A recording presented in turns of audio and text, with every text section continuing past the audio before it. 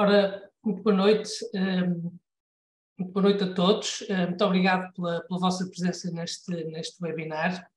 Um webinar que é promovido, no fundo, para arranque da 7ª edição do curso executivo de gestão financeira da Católica Porto Business School.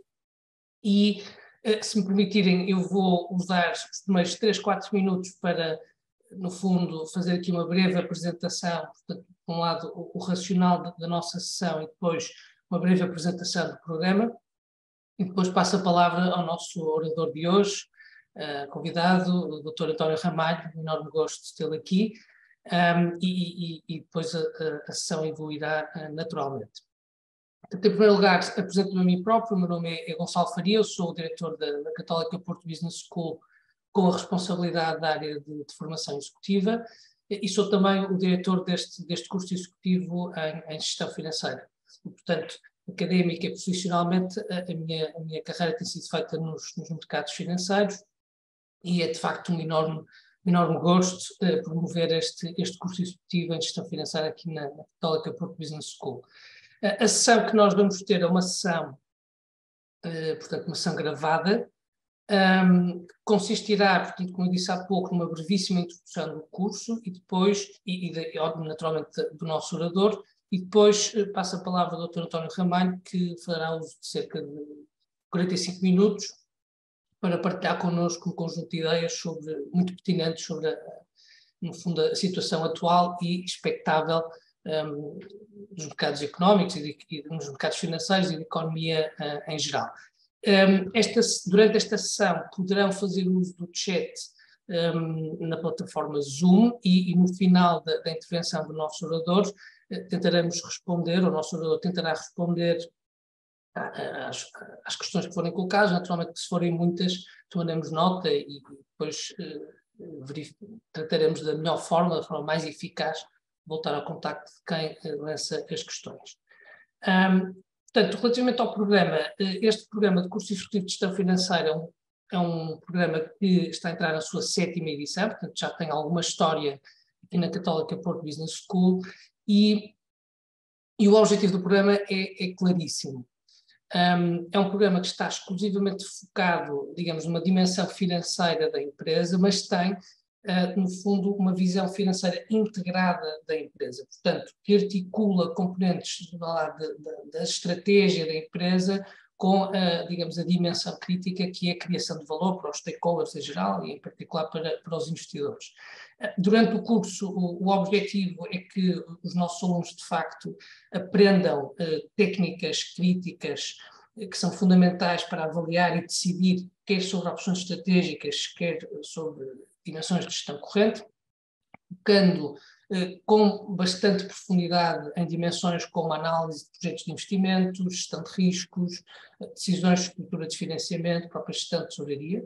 E o racional subjacente ao curso, no fundo, faz parte do DNA da Católica Porto Business School, em particular na formação executiva, que é um racional de ligações à prática, ou seja, que é um eixo estratégico da nossa escola, portanto, adotar uma perspectiva sempre eminentemente prática e muito assente na discussão, eu diria, de casos e problemas reais. O curso é assegurado por especialistas com ampla experiência académica e profissional nestas áreas. É um curso que, nos diferentes módulos, vai tendo contactos com convidados de empresas e, no fundo, isto sempre numa lógica de reforçar a dimensão prática do curso.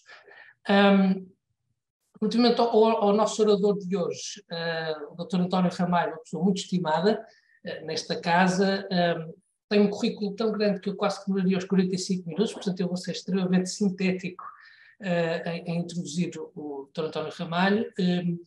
Portanto, correndo o seu percurso, passa a redundância, desde 2000, portanto, entre 2016 e 2022, o Dr. Ramalho foi o CEO do Novo Banco. Anteriormente, entre 2012 e 2016, foi CEO da Infraestruturas de Portugal. Entre 2010 e 2012, vice-CEO e CFO do Banco Comercial Português. 2006 a 2010, CEO da UNIC. 2004 a 2006, CEO da CP. Entre 2000 e 2004, foi membro do Conselho de Administração do Grupo Tota Santander. E durante esse período foi paralelamente existente funções não executivas em instituições de diferente natureza, umas nacionais, outras internacionais. Atualmente, o Dr. António Ramalho é Strategical and Financial Advisor, Senior Advisor, também de instituições com perfis bastante diferentes, e com grande gosto e orgulho da Católica Porto Business School é também o nosso Industry Fellow para o desenvolvimento de produtos de formação executiva na área de banca. Por isso, António, é um gosto enorme tê-lo aqui, como sabe, e passava-lhe a palavra para partilhar connosco algumas das suas ideias e muito obrigado pelo seu convite e espero que os nossos participantes façam bom uso deste privilégio de poder ouvir. Muito obrigado. Obrigado, Gonçalo. É sempre um prazer estar com a Católica Business School e especialmente com os cursos do Gonçalo. Enfim, este curso de gestão financeira, digamos assim, eu quase diria que seria naturalmente a praia de quem gosta de tomar decisões. Nem toda a gente gosta de tomar decisões, mas eu acredito que as pessoas que nos estão a ouvir hoje são pessoas que se querem, no fundo, preparar para tomar decisões o mais racionais possível. Eu aprendi com um dos meus mestres, que foi o Emílio Botim, que só havia gestores financeiros ou não havia gestores, porque ele dizia que só o que se mede existe e tudo aquilo que não se mede não existe, e portanto a medição e a quantificação é um bocadinho aquilo que a gestão financeira trouxe, digamos, à gestão das empresas, e por isso era normal que, quando eu escolhesse o tema, eu quase que me atreveria, todos vocês pensariam que eu ia escolher como é que se levanta capital ou não se levanta capital, qual é o retorno de capital para os acionistas ou não, e como é que a gestão financeira de alguma maneira trata as várias metodologias de avaliação da rendibilidade das empresas em função daquilo que é o capital, ou como é que se conjuga o capital próprio com o alheio, a gestão corrente e a gestão de tesouraria com a gestão dos projetos de investimento e de investimento, e os riscos para cobrir tudo isto. E a verdade é que quando comecei a pensar, comecei a pensar na minha vida, a pensar na vida de todos os gestores de empresas, alguns dos quais estamos a ouvir com certeza ou pretendem vir a ser, e a pensar que os ia enganar se fizesse um curso nessa base. E se fizesse uma aula inicial nessa base. E eu se enganar porquê? Porque na prática eu não me lembro do último CEO que tenha sido demitido exatamente porque os resultados não correspondiam àquilo que era previsto. Acontece sempre outra coisa, qualquer reputacional, qualquer relatório que aparece, justifica a saída de um CEO, um problema qualquer internacional e reputacional que justifica a saída do CEO. E só para terem uma ideia, não fiquem tristes com isto, a média de duração de um CEO neste momento no SP500 é nada mais, nada menos que 3 anos e 2 meses. Portanto, eu até já me sentia um dinossauro quando resolvi sair do Novo Banco ao fim de 6 anos. Portanto, já estava quase a dobrar, digamos assim, essa parada. Portanto, quando olha para o meu currículo com tantas coisas, deixe-me dizer, Gonçalo, que nem por isso eu pareço, digamos assim, demasiadamente incerto perante aquilo que é a realidade dos mercados atuais. E a verdade é que, quem diria, há uns anos atrás, que a diferença entre capital alheio e capital próprio era tão desvirtuada quanto as resoluções bancárias que vieram a tornar que capital alheio fosse considerado para efeitos de resolução como capital apropriável e absorvível, digamos assim, por perdas existentes. E a verdade é que muito tem mudado. E eu tive a resposta ao tema quando olhei para o papel que estava a promover este curso de gestão financeira, onde o Gonçalo dizia muito bem que a gestão financeira nas mid-caps, nas empresas, acaba por ser a mesma coisa que a gestão estratégica ou confundir-se com a gestão estratégica. Não há mais próximo da gestão estratégica e a decisão a tomada de decisões que as questões financeiras e que contribuem para a área estratégica. É por isso que eu, na decisão de preparar a minha intervenção, optei por olhar mais para as questões estratégicas que nos afligem hoje e menos para aquilo que seriam as técnicas de gestão financeira que vocês terão todo o curso também para trabalhar sobre elas e refletir sobre elas. E nós, neste momento, temos algum conjunto de preocupações e é isso que eu vou partilhar convosco. e, portanto, que tenho todo o gosto em partilhar convosco.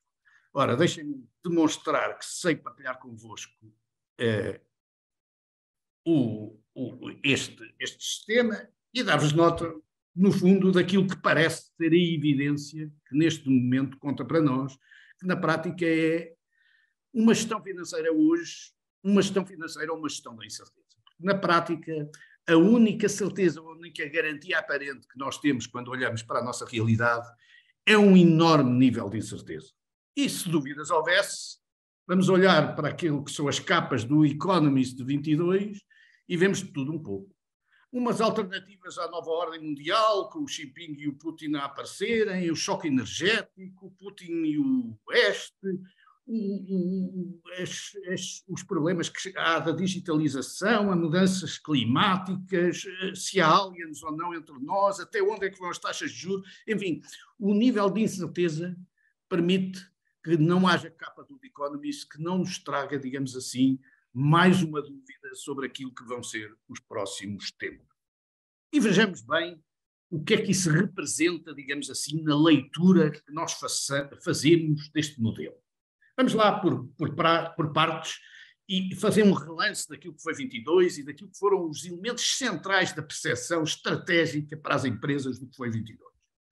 22, antes de mais, foi um ano onde a guerra trouxe um enorme impacto de choque energético, levando a que a primeira metade do ano fosse toda ela virada pela disrupção, nomeadamente nas ofertas do gás e também um pouco nas ofertas de cereais, levando, digamos assim, a um conjunto de complexidades, quer do ponto de vista energético, quer do ponto de vista de matérias-primas e alimentares.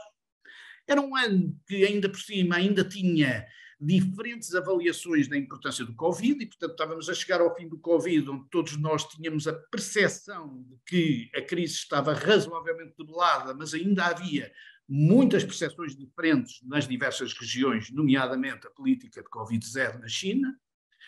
Tínhamos restrições claras nas cadeias de abastecimento que provinham de uma enorme complexidade, que foi a alteração do modelo com o Covid, que representou uma alteração profunda naquilo que eram os equilíbrios das cadeias de abastecimento, e, simultaneamente, alguma reação que essas cadeias de abastecimento trouxeram para um maior nearshoring e, como tal, uma alteração profunda dos modelos de transporte que se verificavam ou de mobilidade que se verificavam. Em simultâneo, uma inflação muito elevada, ou uma inflação que, mesmo não sendo muito elevada, para quem já conviveu com inflações muito elevadas, era uma inflação que se começava a notar ainda antes da guerra da Ucrânia, mas que foi acelerada pelo choque energético e por algum choque alimentar imediato, e, portanto, por uma política de restrições na oferta. Simultaneamente, políticas muito mais restritivas do ponto de vista monetário, dado que o nível de liquidez que tinha sido atirado para todo o sistema durante o período da Covid parecia que estava a chegar a um nível de risco muito elevado para os bancos centrais, e, finalmente, um consumo particularmente resiliente que parecia, independentemente das crises, independentemente das circunstâncias, mantinha, digamos assim, uma regularidade natural do consumo. Bom, o que estou a dizer não tem nada de novo. Mas se pensarmos com cautela o que é que aconteceu no ano de 22, nós descobrimos que, de facto, isto significou uma mudança estrutural importante que não devemos descurar. Quem diria, no início de 22, que um comediante feito presidente numa eleição se transformava num líder mundial? E a verdade é que se transformou. Quem diria que na democracia mais antiga do mundo e mais sofisticada, uma primeira-ministra tinha sido destituída e era destituída uma semana depois pelos mercados. E o que aconteceu foi que os mercados destituíram a Liz Truss. Numa só vez. Não reagindo às suas políticas. E se pensarmos e olharmos para Portugal, quem diria que iniciávamos um ano com uma estabilidade política significativa que terminava com imensas dúvidas do ponto de vista dessa estabilidade? Ou como é que nós iniciávamos o ano mais ou menos seguro que íamos ter grandes problemas do consumo, porque a inflação e as expectativas negativas nos iam reduzir a resiliência do consumo, que, graças a Deus, seria naturalmente compensada pelos enormes fundos de investimento do PRR. E acabávamos o ano em que sem investimentos, quase alguns, e com um consumo absolutamente resiliente. Se nós pensarmos bem, parece que o ano terminou mais ou menos onde ele tinha começado, com uma guerra pelo meio, com o fim do Covid, com alterações profundas, mas em que quase todas as variáveis tiveram comportamentos distintos dos comportamentos que anteciparíamos no início do ano. Quem acertou naquilo que aconteceu, levanta a mão, porque eu não conheço ninguém que tenha acertado. Ninguém no início de 22, e muita gente acertou em todos os números que iriam decorrer de 22, mas a verdade é que dificilmente se poderia prever essas circunstâncias e aquilo que aconteceu durante o ano. Bom, aparentemente tudo aconteceu de forma idêntica, mas nem tudo. Porque em todos estes processos houve uma reavaliação de ativos. O que é que aconteceu com os ativos? É que houve uma redução do valor dos ativos significativos em quase todos os tipos e as tipologias de ativos.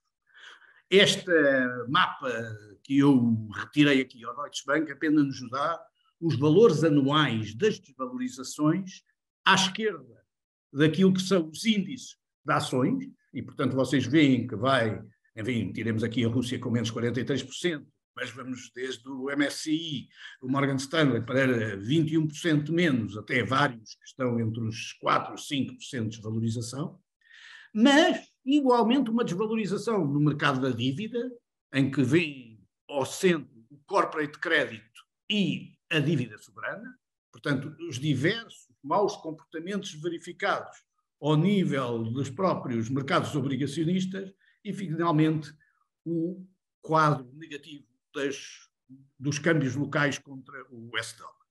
Do ponto de vista do crescimento de commodities, apenas o crescimento do Brent e o decréscimo, inclusivamente, daquilo que são considerados os elementos normalmente utilizados para a segurança, como seja o ouro e a prata.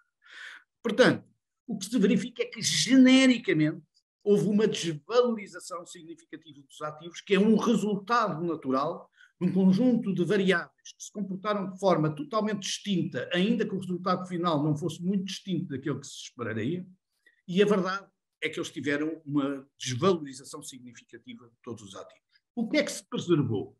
Curiosamente, o imobiliário. O imobiliário foi o único dos setores que teve uma valorização consistente, ainda que essa valorização tenha sempre a mesma tendência, do centro para a periferia.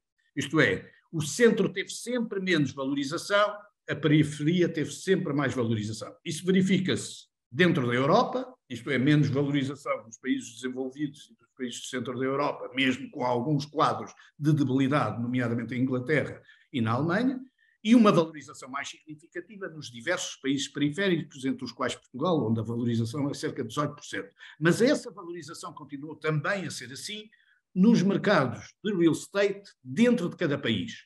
Por exemplo, Lisboa e Porto têm valorizações no centro na ordem dos 5% a 6%, enquanto a valorização nas periferias tem valorizações de 22%, 23%, para dar uma valorização média de 18% verificada no ano de 22.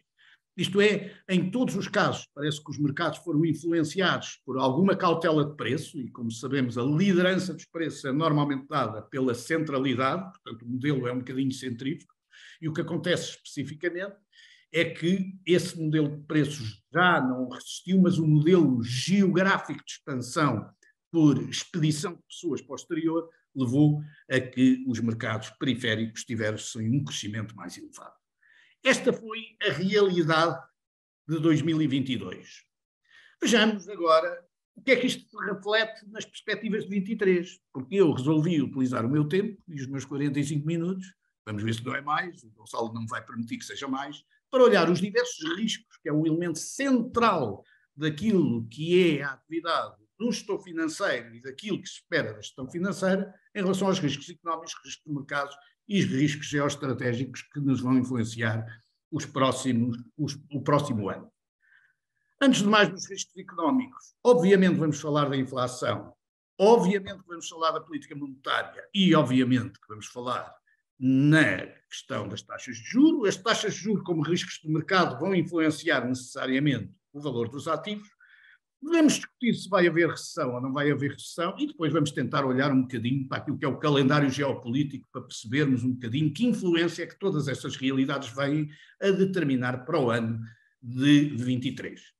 E como vocês vão estar com o Gonçalo durante o ano de 23, vão ter, portanto, muitas oportunidades de fazer aqui uma discussão real sobre aquilo que, na prática, eu antecipei que deveriam ser movimentos que, de alguma maneira, poderiam ou não poderiam, já vamos ver isso no final, vir a refletir aquilo que parece ser as tendências naturais do próprio mercado. Vamos concentrar-nos em algumas áreas específicas.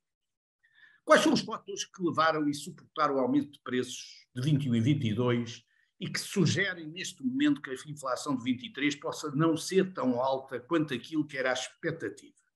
Primeiro, é que o choque inflacionista inicial não parte da enorme liquidez que tinha sido injetada no mercado apenas. Ela pode ter tido um contributo para o efeito, mas o grande dificultador da aceleração da inflação, como nós podemos ver, é claramente um processo de oferta, nomeadamente um choque nos custos de energia. São os custos de energia, é o processo da oferta nos custos de produção que dispara significativamente os preços. Se isso é uma evidência que todos nós nos lembramos, porque nós todos sabemos isso, a verdade é que não devemos desconhecer que isto criou um pricing power para as empresas. Isto é, repentinamente setores que tiveram durante muitos anos a ter que viver com margens, digamos que estabilizadas dentro do quadro da cadeia de valor, tiveram momentaneamente a possibilidade e o pricing power de reorganizar estas mesmas cadeias para uma determinação ou uma definição de novos preços. E isso verifica-se, de facto, nos resultados a subir das próprias empresas, na generalidade das empresas, quando elas apresentam os seus resultados em função, digamos assim, desse pricing power que as empresas tiveram. Vocês dizem assim, mas esse pricing power é real? É. Eu dou-vos um exemplo que vocês conhecem como pricing power, que não é um processo de inflação, é apenas um processo de ajustamento de preços. E o melhor exemplo que vocês têm é a banca. A banca tem os ativos indexados a taxas de mercado, os ativos sobem, e a banca, que se sentia profundamente injustiçada na sua margem financeira, por ter que trabalhar com 1,18 ou 1,17 de margem financeira, enquanto a sua margem financeira não compensava o custo do capital, a primeira coisa que fez foi alargar a margem financeira. Foi não subir os depósitos e permitir a subida do lado do ativo. E dessa forma alargar a margem para o seu ponto de equilíbrio próprio. Porque quando chegar ao seu ponto de equilíbrio, como está a chegar ao seu ponto de equilíbrio, naturalmente a concorrência fará o seu trabalho, que é obrigar os bancos a concorrer a eles próprios, quer pelos recursos, quer pelo crédito. Mas de todas as maneiras é um setor exemplar, mas muitos setores aconteceu isto. Nomeadamente os setores agrícolas, onde as cadeias de valor se reorganizaram e vamos ter algumas surpresas em que pensamos que quem ganhou margem não é na prática quem ganhou margem. Isto é, há uma parte significativa da alteração de preços que se verificou por esse pricing power das empresas. E, simultaneamente, este pricing power ganhou muito presença porque o consumo se manteve bastante resiliente. Isto é, não havia tensões, digamos assim, do desemprego, e a verdade é que as pessoas tiveram uma perspectiva razoavelmente positiva sobre o desenvolvimento do mundo. Eu acho que vinham um bocado vacinadas, com o devido respeito, eu acho que foi a maior vacina do Covid-19 é termos resistido a ele. E isso cria uma espécie de vacina contra desgraças. E, portanto, quer as coisas corram bem, quer as coisas corram mal, manteve-se, digamos, uma perspectiva de consumo significativa. E isso é de tal maneira relevante que eu fui adiando a minha perspectiva negativa sobre o consumo e quando a certa altura disse que até o Natal ia correr bem, já ninguém acreditava em mim. E a verdade é que o Natal correu. Portanto, nós quando vemos a perspectiva de consumo das pessoas, por muito que as estimativas fossem más, por muito que a gasolina viesse a subir, por muito que os combustíveis estivessem de facto muito voláteis, por muito que até alguns dos ativos estivessem a perder muito dinheiro, a verdade é que os particulares mantiveram-se extraordinariamente estáveis. Eu tenho um indicador que adoro seguir, que é o indicador, porque eu acho que os portugueses são muito inteligentes a gerir, são muito bons gestores financeiros da sua economia doméstica, que é seguir a evolução dos depósitos de particulares. E deixem-me dizer que os depósitos particulares mantiveram-se estáveis na subida até dezembro deste ano. Isto é, até dezembro deste ano, as pessoas puderam preservar os seus indicadores de consumo à custa das poupanças acumuladas que tinham sem prezar essas poupanças acumuladas. Continuaram sempre na ordem e chegámos a dezembro de 182 milhões de euros de depósitos de particulares, o que é um valor que era um valor, enfim, não era o valor mais alto, o valor mais alto foi atingido em novembro, mas de todas as maneiras que é um valor significativamente alto. Porquê é que este movimento significa que a inflação pode ter uma desaceleração mais elevada em 2023 do que o esperado? Primeiro, porque de facto, se houve um ajustamento de pricing power, isto, um ajustamento de preços por peso da capacidade de poder de preço por parte das empresas, a verdade é que isso é um one shot. Isto não se verifica 2 vezes ou 3 vezes. Isto é, reencontrado o reequilíbrio do modelo, naturalmente, esse não se verifica a segunda vez. E, portanto, pode haver uma parcela da inflação que é justificada por esse elemento. O segundo elemento, que é evidente, é que a inflação surgiu de uma forma tão repentina que, de facto, conseguiu contornar, sobretudo na Europa, a subida e o crescimento dos salários. Isto é, o crescimento dos salários previstos para o ano 2022 e até previstos para o início do ano é um crescimento bem menor do que aquele que se verificou na tabela de inflação. O que leva a acreditar piamente que, de facto, não se vai refletir em capacidade de consumo e, portanto, vai haver inevitabilidade na redução dos níveis de consumo e, como tal, nos aspectos, digamos assim, que não justificarão do lado da procura a inflação. O segundo aspecto é o efeito muito favorável dos preços de energia, que a partir do segundo trimestre começaram a descer de uma forma significativa, e inclusivamente a capacidade da Europa, os Estados Unidos já era previsível que conseguissem, mas a capacidade da Europa de passar um inverno, também não nos foi particularmente nefasto, mas particularmente um inverno com níveis de poupança muito significativa, sobretudo no gás. E, portanto, aquilo que eram as tensões e as pressões provenientes, digamos assim, de algumas intervenções, essas não se vieram a verificar.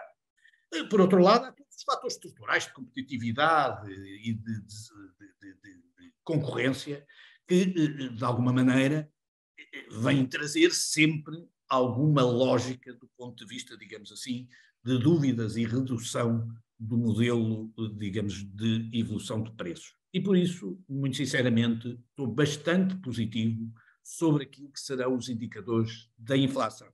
É bem provável que tenhamos inflação aquém daquilo que são as expectativas por parte das autoridades centrais. Já vamos, aliás, discutir um bocadinho isso. Por outro lado, é bom saber que aquilo que eram os riscos das commodities energéticas, de facto, não se voltam a verificar, porque tudo isto seria uma estratégia possível, mas se tivéssemos outra vez um crescimento fantástico do custo da energia, de facto teríamos um problema relevante. Ora, o que se verificou é que nós conseguimos fazer a substituição das importações de gás russo de uma forma razoavelmente rápida e, de facto, verifica-se pela reposição das reservas, como veem nos cenários que estão à vossa direita, de tal maneira que hoje em dia é perfeitamente estimado que se possa manter os custos energéticos a um valor razoavelmente controlado e, portanto, não será pela oferta que os preços vão outra vez disparar. Fica naturalmente a questão das taxas de juros. As taxas de juros tiveram um comportamento que todos nós achamos um comportamento muito agressivo. Passámos de taxas de juros razoavelmente negativas para taxas de juros positivas. Eu só tenho as taxas de juros até final de dezembro, mas só para vocês terem uma ideia, é verdade que tenho aqui também as expectativas das taxas de juros, quer do dólar, quer do euro, para esse parte, mas é preciso pensarmos que temos hoje em dia as Euribors a 2,920, a Euribor a 3 meses, a 3,418, a Euribor a 6 e a 3,908, já muito perto dos 4, a Euribor a 12, portanto a Euribor já está muito próximo disso. Não são as taxas de curto prazo, o Gonçalo depois falará disso durante o curso e vai ser muitíssimo interessante, não são as taxas de curto prazo que definem a tendência das taxas de juros, são sempre as taxas de longo prazo, e a verdade é que as taxas de longo prazo do euro, em termos de swap rate do euro a 10 anos, está neste momento a cotar a 3,2. Eu quando estive a ver, mesmo há bocadinho antes, estava entre 3,163 e 3,174, portanto ela estava a mudar a todo momento, mas isto significava basicamente que estamos a trabalhar ligeiramente acima dos 3%, e esta taxa, durante o período de inflação mais grave, a médio do ano, teve a 2,8%. Isto é, portanto, o valor da taxa de juros de longo prazo determina que, de facto, há uma previsão de que as taxas de juros não descem tão fortemente. E porquê? Porque se eu estou otimista sobre a descida da inflação, queria-vos avisar que esqueçam que vai haver uma descida significativa das taxas de juros. Aliás, o BCE vem de um período, e vamos falar do BCE para não falarmos da Reserva Federal, porque a Reserva Federal tem um comportamento ligeiramente diferente, mas o BCE vem de um período em que tem consciência da incapacidade da política monetária, no sentido da política monetária ter os resultados expectáveis em relação à economia. A verdade é que as taxas de juros tiveram negativas durante um longo período de tempo, aliás, à semelhança do que já tinha acontecido no Japão, e isso não representou nenhuma atração muito significativa para um investimento acelerado que levasse, digamos assim, um crescimento rápido. E, portanto, aparentemente, a capacidade instantânea de transferir aquilo que são os efeitos de uma política monetária muito agressiva para a economia parecem, aliás, razoavelmente reduzidos. Também não foi só por isso. As políticas regulatórias hoje em dia têm uma influência muito grande nos modelos, mas de todas as maneiras, isso é só para vos explicar que a verdade é que com taxas de juros menos 5, 50 basis points, justificar-se-ia, e portanto com muita gente a pagar 0 ou a pagar 0,5, justificar-se-ia que toda a gente deveria despolutar processos, digamos assim, de investimento. E isso não aconteceu. Mas, curiosamente, nunca as taxas de juros estiveram tão negativas como hoje. Porque, se repararem bem, a política do BCE é colocar as taxas de juros, neste momento, a caminho dos 3%, a caminho dos 3,5%, há quem já fale a caminho dos 4%, mas com taxas de inflação que, na prática, estiveram em 8%. O que significa, basicamente, que se a política monetária funcionasse automaticamente, as pessoas todas iriam desatar a comprar, porque é melhor comprar hoje, mesmo que seja com dívida, porque a taxa de juros que se paga da dívida é menor do que a taxa de inflação que se vai ter nos produtos. Ora, o Banco Central Europeu já percebeu que esta política monetária deixou de ser um instrumento matemático, passou a ser um instrumento psicológico de gestão de expectativas, como são todas as taxas de juros. E, portanto, a senhora Lagarde determinou uma nova modelo, que aliás é completamente novo, nunca tinha acontecido, que é o modelo da ameaça, que é um novo modelo dos bancos centrais. Nós não estávamos habituados a isso, porque o Banco Central nunca dava alguma lógica de tendência, mas nunca fazia uma ameaça, mas agora faz. Aumenta a taxa de juros e diz, e se vocês não se portarem bem, malta, vamos aumentar outra vez na próxima vez, isto vai ser uma desgraça, vocês estão lixados, porque, desculpem lá a expressão, mas eu vou aumentar as taxas de juros fortemente. Exatamente para quê? Para não as ter que aumentar excessivamente. Isto é, para não arrefecer a economia em excesso, procura-se, digamos assim, um efeito psicológico deste aumento de taxas de juros, que está a resultar muito bem, porque nós andamos a discutir as taxas de juros como se as taxas de juros fossem altíssimas, e as taxas de juros são muito negativas neste momento. Mas deixem-me dizer que esta situação não é sustentável a muito longo prazo, porque de outra maneira não vamos conseguir controlar os níveis de consumo sobre a poupança. As pessoas são racionais, as empresas são racionais e a partir de certa altura elas vão ser mesmo racionais. O que significa basicamente que a descida da inflação vai ser feita, mas a descida de taxas de juros vai ser evitada. E nós vamos manter taxas de juros razoavelmente neste nível, até a certa altura passarem a taxas de juros positivas, realmente positivas. Isto é, a termos uma inflação de 2% e uma taxa de juros eventualmente aos 3% ou aos 2,5%. Enfim, obviamente estamos a falar do risk-free return, é uma taxa de juros diferente da taxa de juros que se reflete no mercado, mas na prática que possa haver taxas de poupança positivas que justifiquem que as pessoas poupam e não consomem. E, portanto, isso é um elemento que deveria e deverá estar em conta dentro deste processo.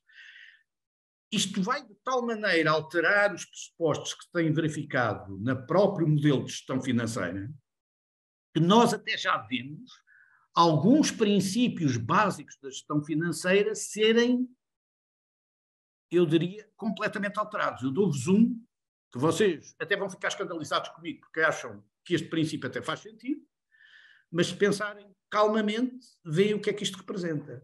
E é, vocês ouvem com facilidade, neste momento, comentadores na televisão, sugerirem que o risco de taxa de juros do crédito à habitação seja assumido pelos particulares, dizendo que vocês deviam comprar taxa fixa. Isto significa, pura e simplesmente, transferir o risco para os particulares, o risco de taxa de juros. Aparentemente, porque a taxa de juros não é muito alta, mas não deixa Eu também nunca acreditei que houvesse taxas de juros negativas.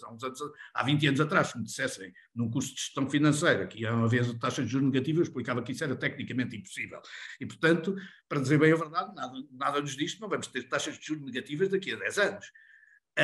E, no entanto, a verdade é que hoje em dia parece óbvio até transformarmos e transferirmos para o cliente particular, já não estou a falar para empresas, não estou a falar para investimento, estou a falar porque investimento, o Gonçalo explicará que muitas vezes a taxa de juros deve ser uma taxa de juros fixa para o projeto de investimento, para serem estimados os cash flows de uma forma absolutamente segura, e além disso com a possibilidade de os transformar em floating, se nós os quisermos, em determinados momentos históricos, mas a verdade é que no crédito à habitação, que é um particular que não tem conhecimentos especiais sobre risco de taxa de juros, propor-lhe uma taxa de juros a 30 anos fixa é transferir para ele o risco de taxa de juros a 30 anos.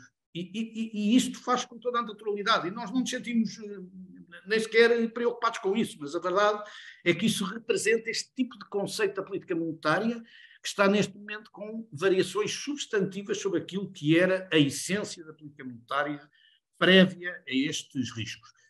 Eu tive a curiosidade de verificar quanto é que foi a campanha de taxa fixa, a última campanha que fosse de taxa fixa há 30 anos, porque há 30 anos atrás já havia propostas de taxa fixa. E um banco, por acaso situado no Porto, o BPA, fez uma grande campanha há 30 anos atrás de taxa fixa, em que a taxa fixa, que era bastante melhor que a taxa variável, era a 12,5%. Portanto, se vocês pensarem que alguém fixava a taxa há 30 anos atrás 12,5% e tinha pago 12,5% taxa de juros durante este período, veem o que é que significa um risco de taxa de juros transferido para um particular. É claro que a campanha foi muito mal sucedida e, portanto, graças a Deus, não criou nenhum problema específico que esteja por resolver. Mas, de todas as maneiras, é só para vos dizer que isto significa a tal diferença de jogo de expectativas que nós temos que perceber, porque estrategicamente, quando gerimos as nossas empresas, temos que perceber todo este quadro significativo. Portanto, de alguma maneira, é um ponto fundamental perceber que uma expectativa de redução da inflação mais agressiva e o pricing power menor das empresas possa vir a trazer, não corresponde necessariamente a uma redução das taxas de juros, e é bem provável que as taxas de juros mantenham estes níveis durante um longo período, independentemente daquilo que é a perspectiva da inflação. A prova disso é que as taxas de juros a 10 anos estão ligeiramente mais altas hoje do que estavam no pico da inflação. Isto é, começa a haver o sentimento genérico dos operadores de que a taxa de juros tem a 10 anos, deve ser mais alta.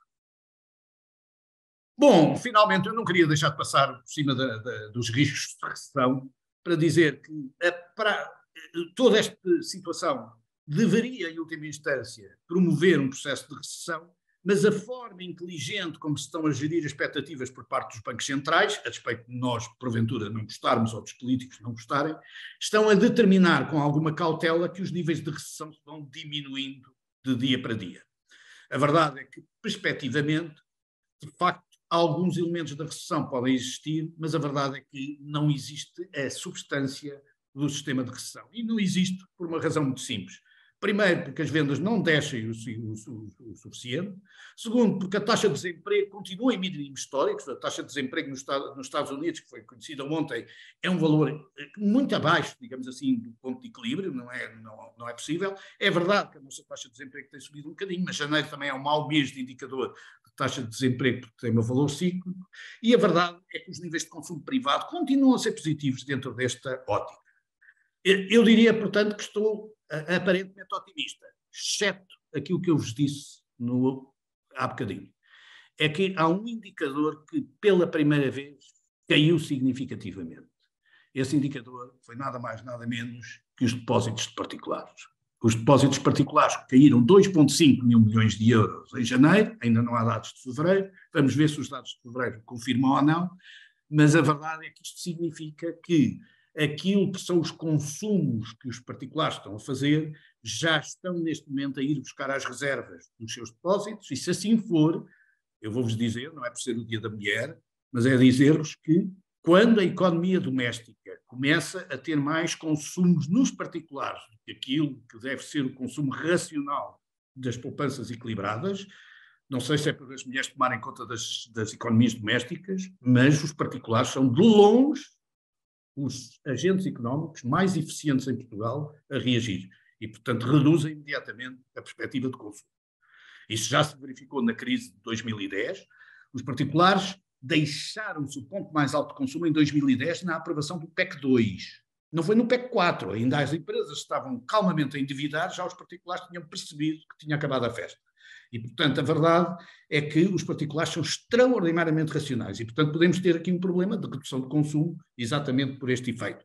Os elementos ainda não são muito óbvios. Eu tenho um segundo indicador que vou sempre perguntando, que é o indicador das transações multibanco pela CIBS, das compras POS, que também é um indicador avançado, mas a verdade é que estes modelos não determinam, digamos assim, desde já, que esta situação seja muito evidente, mas a quebra dos depósitos é um sinal claro de que as pessoas estão a ir começar a buscar as suas poupanças para manter os níveis de consumo, e isso não dura muito tempo.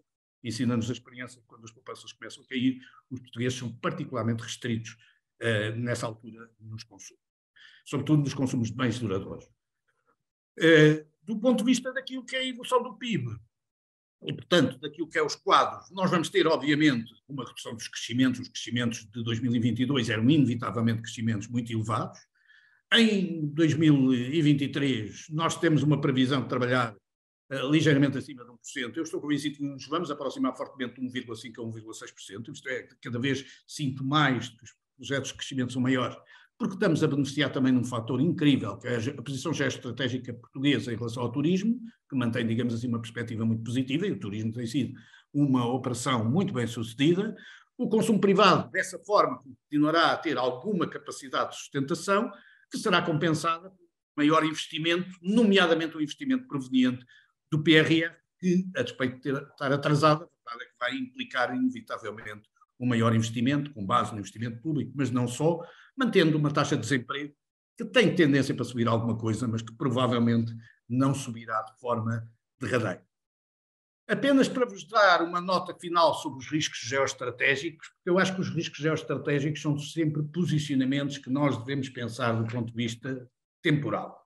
Queria-vos chamar a atenção que nós estamos agora na China e no Congresso Nacional do Povo, como sabem, que determina, digamos assim, o quadro geral de um importante posicionamento da reabertura no mercado chinês, mas já com expectativas de crescimento menores do que aquilo que era histórico. Portanto, esta abertura é uma abertura sabendo que vai haver alguma conflitualidade estratégica, mas vamos ter um elemento central ainda durante este período, que pura e simplesmente vai ser as eleições na Turquia.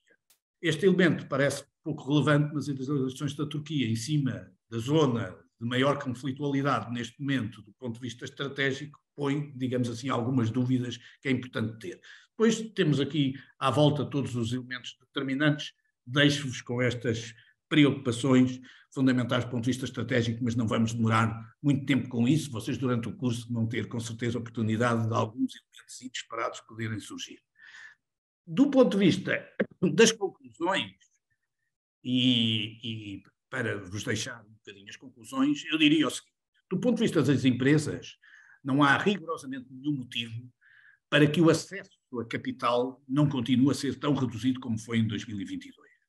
Isto é, vamos ter que nos basear em modelos de autofinanciamento mais significativos do que aquilo que eram modelos de captura de capital em mercados. O mercado acionista, é verdade, teve um comportamento mau num ano e normalmente não repete esse comportamento no ano imediatamente seguinte, mas é verdade também que os níveis de volatilidade tão altos e que as expectativas se baseiam em comportamentos em 2023 melhores que em 2022.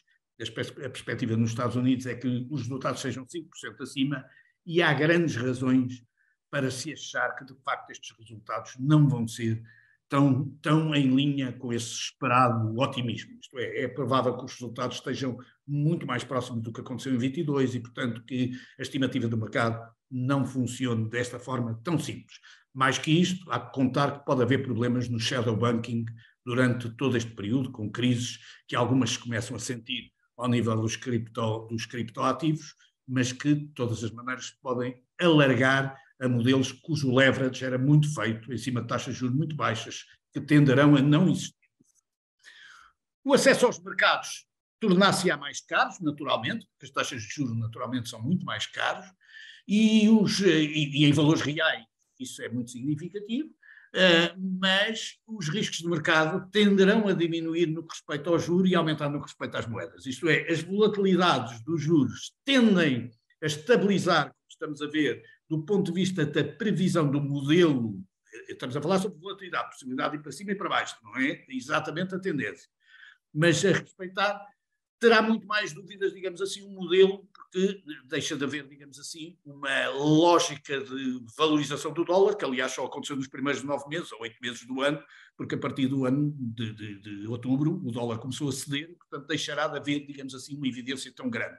Portanto, vamos voltar a um mercado onde a volatilidade será mais nas moedas e menos nas taxas de juros. E é bem provável que no mercado de dívidas se venha a reabrir mercados que estiveram fechados durante o ano passado. Mercados de emissões obrigacionistas, mercados de boa qualidade creditícia, que retomará, digamos, o princípio de financiar-se uma determinada taxa que seja aceitável. Do ponto de vista do nosso negócio, vamos ter mais previsibilidade de receita e vamos ter, naturalmente, um investimento que será, no nosso país, muito orientado pelo investimento público. Inevitavelmente, o modelo do PRR e a aceleração do PRR até 2026 vai levar não só que o investimento público, seja ele bem sucedido ou mal sucedido, seja um elemento determinante, mas também que o investimento privado seja feito para acompanhar o investimento público. O investimento público não é feito por órgãos do Estado, é feito, em última ordem, por donos de obra do Estado. O que significa, basicamente, que depois boa parte do trabalho, quer da prestação de serviços, quer do ponto de vista do desenvolvimento das atividades sobre infraestruturas, será feito por empresas privadas que vão orientar, inevitavelmente, esse modelo. E, portanto, o que vamos ter, infelizmente, é um bocadinho de investimento privado orientado pelo drive do investimento público durante mais um ano de forma clara. E é preciso estarmos atentos, porque vamos ter provavelmente uma deterioração, isto é muito interessante para o Gonçalo, para ele depois poder trabalhar sobre o risk-free, uma deterioração sobre os melhores riscos, nomeadamente sobre dívida multilateral, porque a dívida está-se a mutualizar e está a trazer alguns riscos adicionais para as grandes operações multilaterais que podem vir a tremer em rei. Estamos a falar nos BEIs, estamos a falar nos bancos mundiais, estamos a falar na própria Comissão Europeia, próprios fundos de estabilidade europeu, poderão vir a trazer, digamos assim, algumas dúvidas sobre este nível. Isto era uma coisa impensável há 5 anos atrás, era impensável há 7 anos atrás, mas também era impensável que os Estados Unidos não tivessem AAA. Portanto, a verdade é que estas coisas às vezes acontecem. Vamos ter uma novidade, que é os fortes prejuízos dos bancos centrais, isto é, a redução o tightening, como é que eu ia dizer, a redução da liquidez do sistema obriga a vender ativos por parte dos bancos centrais, quer dizer, os bancos centrais vão reposicionar-se, digamos assim, em termos de venda dos ativos, perdendo dinheiro nessa venda dos ativos. E, portanto, os próprios bancos centrais vão trazer alguma dúvida no mercado sobre a dimensão dos seus prejuízos. Alguns têm já assumido estes prejuízos, outros não. E, simultaneamente, vamos ter uma dúvida enorme sobre o imobiliário, que, objetivamente, por ter tido um comportamento muito positivo no ano de 2022, é possível que esse comportamento não seja, por dúvidas, digamos assim, de reequilíbrios, idêntico no ano de 2023. No caso português, o processo não era tão evidente, porque Portugal tinha uma grande déficit entre casas oferecidas e procura de casas, mas o mercado português, por outro lado, também é um mercado muito reativo ao desaparecimento de lados do negócio. Isto é, rapidamente desaparece a procura, assim como rapidamente desapareceu a oferta há 15 anos atrás. E, portanto, o que acontece basicamente é que é um mercado difícil de antecipar e as novas medidas que foram introduzidas não trabalham, digamos assim, para benefício, digamos assim, da evidência do mercado. Portanto, naturalmente, temos estas condições. Estas são, digamos assim, as conclusões que eu gostaria de tirar sobre o ano 2023 e dizer-vos que qualquer semelhança entre estes cenários apresentados e a realidade vai ser uma simples coincidência. Isto, se eu acertar, meus senhores, por amor de Deus, foi simples coincidência.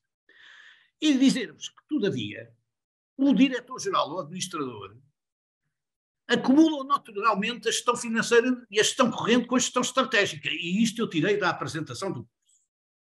E, portanto, se isso é verdade, era bom que não se esqueçam que qualquer que seja o nosso nível de incerteza no curto prazo, a melhor defesa para o gestor estratégico é basear-se nas grandes tendências de longo prazo. E há 6 tendências de longo prazo que eu gostaria de assinalar para terminar. Primeiro, há uma tendência clara de deglobalização. Isto é, não vai haver mais a tendência de ir buscar o melhor preço a qualquer sítio do mundo. Pura e simplesmente as cadeias de valor vão se mostrar dentro daquilo que será ou o nearshoring ou uma expressão que neste momento está muito na moda, que é o friendshoring. Isto é o nearshoring e os amigos. Onde nós tenhamos a confiança suficiente que a sustentabilidade do modelo responde, onde os princípios são mais ou menos semelhantes do ponto de vista da gestão económica dos modelos, onde os operadores lá estão, onde os operadores não fecham os mercados quando lhes apetece e assim sucessivamente. Vamos ter, naturalmente, uma profunda alteração que já se verifica ao nível de uma 4ª revolução industrial, agora dominada, nomeadamente, pela capacidade que a inteligência artificial está a trazer e níveis de digitalização estão a trazer para o sistema que são incalculáveis. O nível que se consegue hoje, eu peço imensa desculpa, mas eu estou a tentar ser bastante original naquilo que digo, porque tenho medo que alguém tenha posto umas coisas no ChatGPT e consiga neste momento fazer o mesmo discurso que eu. E, portanto, de alguma maneira, eu estou até a tentar ser original para tentar, se cometer erros, ao menos serem erros diferentes daqueles que poderiam ser escritos. A verdade é que é impressionante o desenvolvimento que se tem vindo a verificar naquilo que é a inteligência artificial. E há muitas funções que nós nunca pensámos que a inteligência artificial iria ajudar a fazer e que neste momento começam a fazer significativamente. Não estou a falar de jornalismo, estou a falar, por exemplo, em programação. Programação que está a ser feita por inteligência artificial e que neste momento só precisa de verificação ou de nova profissão de verificadores em cima da programação. Depois, um outro elemento que é fundamental, que é inevitavelmente um profundo envelhecimento da população, com as consequências do ponto de vista da despesa pública, mas também com a consequência, digamos assim, do desvio da poupança. Eu chamo a atenção que a poupança ainda por cima tem idade. É que a poupança é dos mais velhos. Isto tem sido um gap significativo que se tem verificado, sobretudo em grandes países na Europa, que é, sendo a poupança dos mais velhos, o que acontece basicamente é que o envelhecimento mais longo vai obrigar a que essa poupança seja mais bem trabalhada. Depois, claramente, a transição energética, isto é, aquilo que esta crise demonstrou é que os 2 papéis essenciais definidos ao nível daquilo que são as linhas de condução, quer do ponto de vista da transição energética, quer do ponto de vista do ESG, representam tendências de longo prazo inabaláveis. Elas vão ter efeitos cada vez mais significativos e é provável que tenham aceleradores muito específicos. Nós, por exemplo, eu e o Gonçalo, estamos a trabalhar profundamente no facto de tudo isto representar alterações nos critérios de banca e eles virem a afetar diretamente as empresas, porque as empresas hoje em dia são afetadas e impactadas pelo efeito que vai ser imposto na regulação à banca diretamente para a concessão ou não concessão de crédito. Isto é, há profundos instrumentos de aceleração que se verificam nestes termos. E, finalmente, naturalmente, o maior papel do Estado. Esse papel do Estado, quer nós queiramos, quer não, acontece quase inevitavelmente nos próximos tempos. Vai acontecer pelo envelhecimento das populações e por aquilo que significa o papel da importância da saúde e o papel da importância da segurança social do ponto de vista global, com as dificuldades que isso vai ter, e também significativamente porque os instrumentos que vão alterar-se significativamente vão ser ao nível da segurança. Quer ao nível da cibersegurança, quer ao nível da segurança na saúde, quer ao nível das tensões geopolíticas, quer ao nível da proteção dos nearshorings, isto é, daquilo que são, ou dos friendly shorings, que são aquilo que são as áreas que funcionam, digamos assim, em equilíbrios económicos mais significativos. E isso, naturalmente, terá pressão sobre investimento público, sobre alterações do ponto de vista de investimento público e sobre desenvolvimentos que a própria transição energética, numa fase inicial, vai implicar. Por que é que eu falo nestas 6 tendências? porque estas 6 tendências serão, digamos, um elemento determinante para quem tem que gerir estrategicamente uma empresa e olhar para as diversas incertezas que eu, por graça, vos chamei incertezas que só por sorte ou por acaso é que se vão confirmar ou não confirmar no próximo ano, mas a verdade é que estas tendências de longo prazo, estas sim, vão se verificar e vão afetar decisivamente a gestão financeira das empresas, do ponto de vista da percepção daquilo que são os elementos centrais.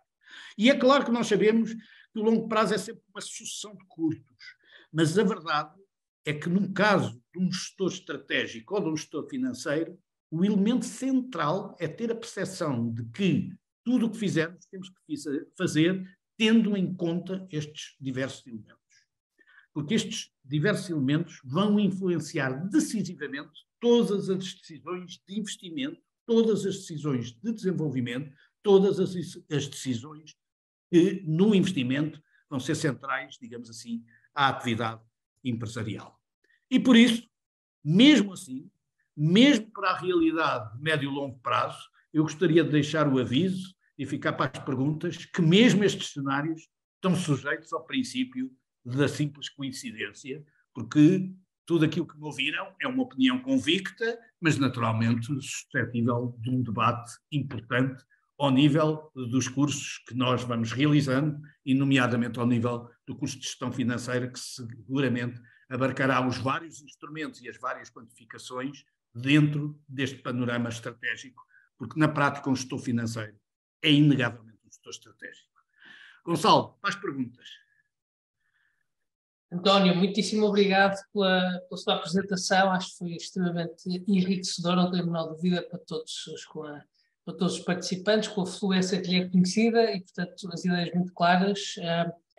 Nós temos aqui uma questão do Frederico Rosa. Frederico, obrigado por partilhar a questão, que diz o seguinte, eu vou ler, António. Portanto, o Frederico pergunta, disse que a descida verificada nos depósitos particulares era um indicador preocupante, visto que significava que estes já estavam a sentir a necessidade de recorrer aos depósitos para suportar o seu consumo. Porém, tendo em conta que o valor aplicado a certificados de aforro atingiu recentemente o máximo de 25 anos, a descida verificada nos depósitos particulares não poderá explicar-se também, pelo menos em parte, com esta maior alocação da poupança particular em certificados de aforro? Se sim, diria que a descida registada nos depósitos poderá não ser tão preocupante? É uma boa pergunta, Francisco. Obviamente, eu trabalho os depósitos porque os depósitos representam uma parcela tão grande naquilo que é a parcela, digamos assim, de aquilo que é a parcela de representação da nossa poupança, que não há uma alteração muito significativa desses depósitos que possa ter justificação apenas por variação de produtos de poupança. Claro que nós temos também fundos de investimento, claro que nós temos também certificados de aforro, e é verdade que os certificados de aforro tiveram um crescimento muito significativo nos últimos meses. De todas as maneiras, dizer que isso não justifica nunca os 2,5 mil milhões que desceram. É verdade que isso atenua a dimensão da preocupação e, portanto, é verdade que seguramente alguns deles terão, digamos assim, a ser utilizados noutro produto financeiro e, portanto, são a mesma poupança, e, portanto, são poupança levantada de um lado para a colocação do outro, mas eu temo, muito sinceramente, não estou a dizer que é inevitável, mas temo que vamos assistir a mais reduções de depósitos, que é o rácio que mais rapidamente nós temos, depois também temos os outros rácios todos disponíveis, mas vamos ter nos próximos tempos. Isto é, eu sou muito prático nisto, acho que as pessoas fizeram a sua gestão muito inteligente durante o ano de 22, vamos ver como é que vai acontecer o ano de 23. Depois disso, ver se como é que são as encomendas de bens de consumo duradouro, nomeadamente automóveis, nomeadamente máquinas de lavar, nomeadamente máquinas de café, quer dizer, tudo isso, as máquinas de café são um instrumento absolutamente fundamental. Não sei se sabem, é um dos instrumentos mais desejados pelos portugueses, e a prova disso é que quando houve pandemia, o instrumento, o eletrodoméstico mais comprado foi uma máquina de café. As pessoas não podiam ir ao café e então tinham que ter uma máquina de café em casa. Portanto, isto prova bem, digamos assim, o desejo que eles têm de relacionar-se com a sua máquina de café e, portanto, essa relação deve ser interpretada, digamos assim, para cada um dos produtos. Depois vamos ver isso. Mas eu, de todas as maneiras, Francisco, acho que você tem parcelarmente num ponto que é fundamental. É verdade que há algum desvio da poupança de depósitos para outros produtos, nomeadamente para produtos de aforro do Estado diretamente, mas isso não justifica, obviamente, a queda total e, portanto, vamos ver se a tendência se mantém ou não mantém. Significa, basicamente, que vamos ver ou não se a poupança dos portugueses começa a ser definitivamente afetada pela necessidade de utilizar essas reservas para manter os níveis de consumo, que nessa altura estariam um pouco mais altas do que aqueles que eram desejáveis e, portanto, vamos ter nessa altura uma afetação inevitável ao consumo. António, temos aqui mais duas questões. Uma do João Costa, coloca a seguinte questão: sempre tive curiosidade sobre o que pensa um ex-CEO de um banco de criptomoedas. Pode dar-nos só uma opinião sobre este tema? Ainda bem, João, que você pede um ex-CEO, porque se fosse um CEO de um banco era muito mais difícil. Deixe-me dizer que a sua curiosidade devia ser muito maior. Eu vou-lhe ser prático. Eu acho que as criptomoedas são uma expressão que coloca vários tipos de modelos financeiros em simultâneo. Vamos por partes para tentar dar-lhe um bocadinho a minha ideia. Primeiro, aquilo que é o criptoasset, que no fundo é pegar uma moeda como uma compra, digamos assim, do ativo. Essa para mim é inadequada e eu vou-te explicar no final como e porquê. Da forma mais simples, que é com o Mandot. Depois há aquilo que se chama as stablecoins. Nós, quando falamos em cripto, estamos a falar em tudo e há stablecoins, isto é, há moedas que foram estabilizadas sobre um determinado modelo ou de fidelização ou de compra que de alguma maneira têm conversão privada. Isto é, essas moedas servem para comprar qualquer coisa, servem para qualquer utilidade, são colocadas como moedas ao serviço, às vezes são colocadas por grandes bancos, o GP está já a trabalhar sobre esse nível, às vezes para grandes retalhistas, mas no fundo têm alguma utilidade. Eu diria que essas moedas são instrumentos de digitalização importante das transações e essas têm tendência a existir. O terceiro ponto, ainda já agora, dentro dessas moedas estáveis, eu diria que destes stable coins, vamos ter também as moedas digitais de bancos centrais, que vão colocar uma nova dimensão de problema. Porque a partir do momento que essa dimensão existir, há que saber como é que se relaciona a moeda com os bancos comerciais. Em última instância, se a digitalização permitir a absorção integral do modelo de moeda, obviamente que os bancos acabam por ser apenas distribuidores de um produto que tem a garantia, digamos, do Estado Central, o que seria, digamos assim, uma situação razoavelmente anormal. Mas isso é uma discussão que está a ser tida neste momento ao nível dos vários países e há várias tentativas de se realizar isto com alguma dimensão, nomeadamente na Índia, nomeadamente na China e também, obviamente, vamos ser claros, na Europa, onde há um grupo de trabalho sobre o euro digital com alguma dimensão. Finalmente, temos as criptopuras. As criptopuras, o que lhe diria é que eu não consigo deixar de as ver como uma enorme pirâmide, onde o retalho é tão grande, tão amplo, tão internacional. É verdade com alguma mineração e com o efeito de mineração, mas quando nós vamos ver, depois a mineração está muito concentrada, portanto é um processo menos descentralizado do que parece, o que significa é que existe uma perspectiva que só tem valor aquilo que, de alguma maneira, é dado valor pelos novos entrantes no mercado. Como o modelo está muito internacionalizado, pode demorar muito tempo até cair, mas vai cair, e alguns dos exemplos que temos vindo até agora, e é provável que venham mais 2 ou 3 à liça rapidamente, provam, digamos assim, a debilidade deste sistema. O problema é que estas moedas são todas elas, ou deveriam ser todas elas, desenhadas para fazer transações e não para servir como reserva de valor, porque a reserva de valor obriga a uma convertibilidade, que é uma coisa que não existe tanto nas moedas. Às vezes as pessoas pensam que as moedas são convertíveis. Não, quer dizer, o escudo foi convertível em Portugal apenas.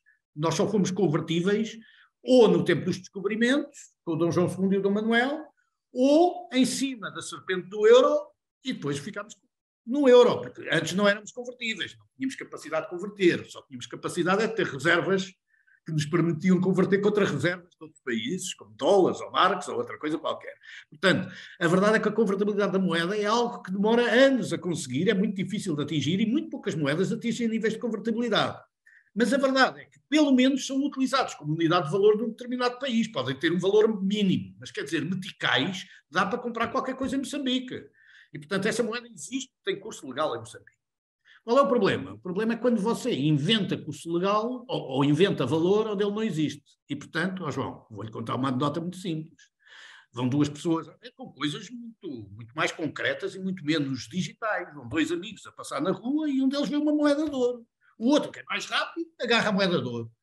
Há o outro que diz, tu agarraste a moeda de ouro, mas eu é que a vi. Desculpa lá, mas eu fui mais rápido e agarrei a moeda de ouro. Então você, se não...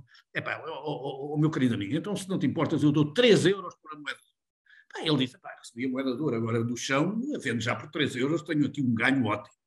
Mas quando chegou a casa pensou, eu vendi por 3 euros, se calhar a moeda valia mais. Foi lá e disse, olha, afinal não te vendo a moeda. Mas já vendeste, então dou-te 5 euros para a moeda de ouro. E o outro disse, tinha acabado de comprar por 3 euros, vou vender por 5. E assim foi. Já ia a moeda entre os dois em 17 euros. Passava de 5, depois para 7, para 9, já ia em 17 euros. E um deles chegou e disse, vou ver com o Ourives se a moeda de ouro tem algum valor. Foi o Ourives. O Ourives disse, sim senhor, a moeda de ouro vale 20 euros. 20 euros bestial, não perdemos nada, e entregou a moeda de ouro por 20 euros. Quando chegou a casa, tinha lá o amigo para lhe comprar a moeda de ouro. E disse, vinha aqui comprar a moeda de ouro outra vez. Olha, mas eu já vendi a Ourives. Como vendeste? Eu vendi a Ourives. Quanto é que recebeste? 20 euros. Então tu vais vender por 20 euros uma coisa que nos estava a dar 2 euros a cada um ao dia.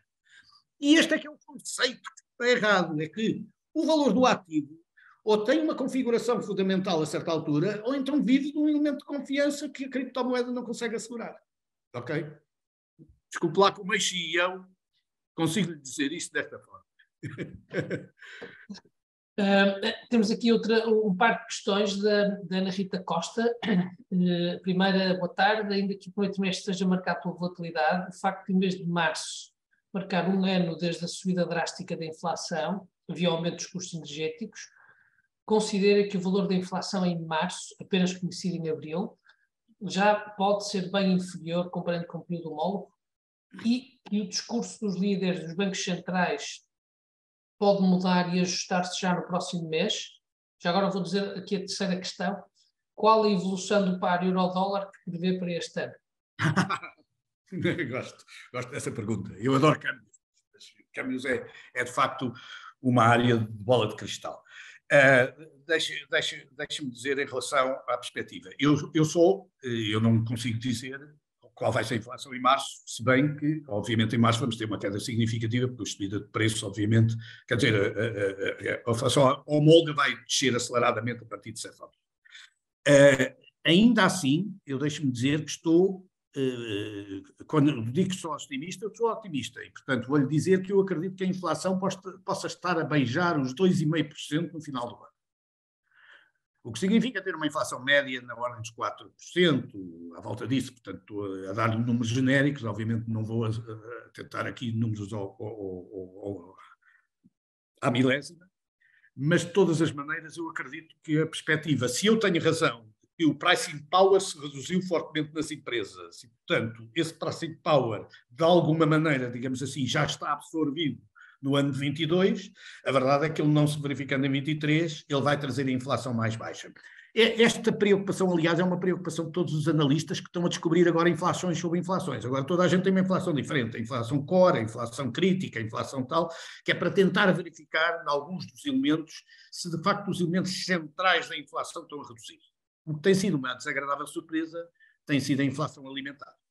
Isto é, a inflação alimentar, onde me parece que houve ajustamentos de preços significativos entre a capacidade do distribuidor e a capacidade dos produtores, onde vamos descobrir provavelmente que os distribuidores não tiveram o alargamento das margens que todos nós pensamos que tiveram. Se calhar não tiveram. Quem teve foi um realinhamento do poder e do pricing power dos produtores, que de repente, vistos com uma insuficiência de produção, resolveram ajustar os preços, também queriam ganhar dinheiro, e se calhar tinham mérito para isso. Se pensar bem, o poder da distribuição é muito maior que o poder da produção durante anos, portanto é normal que no momento de reequilíbrio dos poderes isso venha a acontecer. Isso por um lado. Por outro lado, se isso acontecer, eu não estou a ver uma alteração do discurso imediato por parte do supervisor, por parte dos reguladores. Porquê? Porque os supervisores, neste momento, estão a gerir completamente o jogo psicológico da expectativa. E, portanto, o jogo psicológico da expectativa vai ser sempre: nós estamos cá e, se for necessário, fazemos tudo, whatever it takes. Desculpe lá, a frase do Draghi é a frase que a Lagarde está a dizer todos os dias. Whatever it takes, I put the inflation em 2%.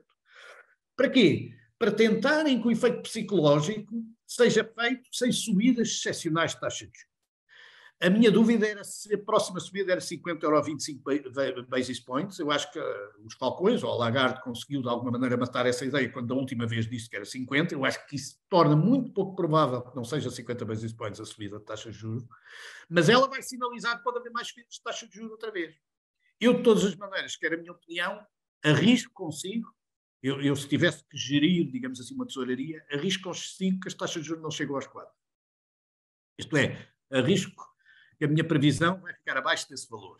De todas as maneiras, eu podia já esperar que a taxa de juros pudesse já subir 0,25 no próximo mexida, agora em março, a 16, mas eu admito que não haja margem nenhuma para que isso aconteça, não tanto pelo comportamento da inflação, mas sobretudo pelo comportamento da expectativa e da gestão psicológica das expectativas sobre a inflação, que é neste momento a mestria. Eu deixo-me dizer, se o próximo governador do Banco Central for o Zandinga, eu não me admirava nada, porque estou a ver que a gestão de expectativas passa a ser mais importante do que o próprio domínio, digamos assim, da estratégia económica. E eu, muito sinceramente, essa é a realidade. Aliás, vamos ser simples. Se você quiser, neste momento, controlar a inflação, devia ter taxa de juros positiva. E se tivesse taxa de juros positiva, significa que a taxa de juros devia estar em 9% ou em 8% e não estar a 2,5%. Portanto, essa questão é que é básica. A tentativa é fazer isto sem um arrefecimento excessivo da economia. Por outro lado, a economia dá sinais de que continua razoavelmente resiliente e, portanto, vai depender um bocadinho deste jogo ser um jogo positivo ou não. Eu estou muito positivo sobre a inflação, já viu que estou bastante cauteloso em relação às taxas de juros, porque acho que as taxas de juros estão a ser geridas numa lógica de expectativa que, se resultar, deixe-me dizer, merece um prémio Nobel. Pelo menos o prémio Nobel da Psicologia. Pelo menos. Do ponto de vista, esta foi a primeira pergunta. A segunda pergunta sobre o câmbio euro-dólar. Eu deixo-me dizer, o mercado cambial é um mercado incompreensível e é incompreensível por uma razão muito simples. Esse é que é um mercado totalmente psicológico. Porque, não, totalmente psicológico é um exagero, mas muito psicológico. Porquê? Porque 98% das transações do mercado cambial têm função especulativa técnica. Não é nada de mal. É o único mercado que é um mercado absolutamente eficiente. Porquê? Porque os operadores entram no mercado com preço de compra e preço de venda sem saber qual é a transação que vão fazer. E, portanto, como os operadores não gostam de ter risco cambial muito específico, o que significa, basicamente, é que fazem 5, 6 transações até conseguirem reequilibrar as suas posições. Portanto, o mercado ganha uma liquidez tremenda para fazer qualquer transação que seja necessário. Portanto, quando você precisa de dólares para fazer a compra de uma importação, a verdade é que aqueles dólares que você precisou, de 5 milhões de dólares que você precisou, obrigaram a 300, estou a exagerar, mas se calhar obrigaram a 50, 60, 70 milhões de transações para que esse valor fosse encontrado. E estamos a falar de um mercado de 3 trilhões por dia, portanto é um mercado de facto de uma dimensão que o torna muito eficiente. O que é que acontece? É um mercado que vive de percepções enormes. Portanto, se você me disser que há uma justificação para a preservação do valor do dólar, eu diria que por taxa de juros sim, porque a política de taxa de juros dos norte-americanos é naturalmente mais agressiva, mas também nós sabemos historicamente que os americanos são mais agressivos, são os mais voláteis a mexer a taxa de juros, também são mais rápidos a descê-la. Portanto, é bem provável que os americanos trabalham com níveis de inflação diferentes dos europeus e trabalham com níveis de taxas de juros diferentes dos europeus, porque nós temos uma cultura germânica. Você nunca se esqueça que a cultura cambial da Europa e de taxas de juros é germânica. Vai se atenuando, mas ainda hoje um alemão acha que o nazismo surgiu em Weimar por causa das taxas de juros. Não vale a pena. Portanto, os alemães nunca permitirão flutuações excessivas do ponto de vista de taxa de juros. Eu, pelo contrário, peço desculpa, já trabalhei com taxas de juros do dólar de 12% e de 10% no início da minha vida profissional. Portanto, quer dizer, já vi a taxa de juros do dólar subir e descer com toda a flexibilidade. Isto significa basicamente que vamos ter um maior gap entre a taxa de juros do dólar e do euro. É provável que possa haver no princípio, mas também toda a gente estima que essa taxa venha a reduzir-se no futuro por maior agressividade da Reserva Federal. E se isso acontecer, a estimativa futura vai levar a que o dólar caia. Portanto, por outras palavras, tudo o que você decidir, decide bem, desde que cubra sempre as posições cambiais. O que eu aconselho é que trabalhe com risco cambial zero em qualquer negócio que faça. E o Gonçalo vai explicar como é que cobre os riscos cambiais com facilidade, porque é um mercado que se cobra com grande facilidade. Não se consegue cobrir o risco contraparte nos mercados cambiais, o risco total contraparte, mas consegue-se anular o risco cambial com facilidade. Muito bem, eu creio que não temos mais questões no chat e aqui também no Q&A. Enfim, isto é um tema que obviamente se presta a imensas, eu próprio tinha aqui alguns pontos, não sei se chamaria questões, mas pontos que gostaria acho que seria interessante ouvirmos o António explanar um bocadinho, mas eu sugiro que, dado o avançar da hora, que terminemos aqui a nossa sessão, que já vamos com quase às 8 da noite, e portanto gostaria de passar duas ideias. A primeira é um profundo agradecimento ao António por ter disponibilizado a partilhar este conjunto de ideias connosco, num contexto particular, que é realmente o lançamento da 7ª edição deste programa, e sempre com esse esforço realmente de transmitir a sua perspectiva do que aconteceu e do que acha que vai acontecer em 2023, sempre ligado a uma lógica de empresa e, portanto, aos desafios que isso coloca para a gestão estratégica, que é inevitavelmente uma gestão, tem inevitavelmente uma dimensão financeira. Portanto, António, muito obrigado, e muito obrigado pela sua disponibilidade também aqui na resposta das questões que foram surgindo. E a segunda ideia, no fundo, era reiterar, de facto, o compromisso da escola com este racional de formação, portanto, na área financeira. Como o António ao de leve referiu, a escola está ativa também a desenvolver outros produtos nesta área, complementares e que tocam, digamos, noutras dimensões da realidade financeira de uma empresa, mas este curso executivo em gestão financeira é, de facto, entrando agora na 7ª edição, o nosso produto mais maduro neste segmento do saber, e portanto nós estamos de facto muito focados no arranque do programa e teremos muito gosto em, até ao arranque do programa, obviamente, responder a todas as questões que tenham, todos os esclarecimentos adicionais que necessitem. Esta é uma escola aberta e, portanto, temos todo o gosto em fazê-lo, e quer enviando-me e-mails diretamente para mim, que é a coordenadora executiva do programa, que é a doutora Maria da Mota. Nós, de facto, estamos aqui para o que for preciso, para esclarecer e para tomarem uma eventual decisão de participação no programa. Por isso, com estas ideias finais, despeço-me, volto a agradecer ao António, à organização também do webinar, à nossa equipa de suporte, e desejo a todos uma ótima noite e um ótimo 2023, tomando aqui a tónica da apresentação que tivemos hoje. Muito obrigado a todos. Obrigado, Gonçalo, e obrigado a todos também por me ouvirem. Muito obrigado.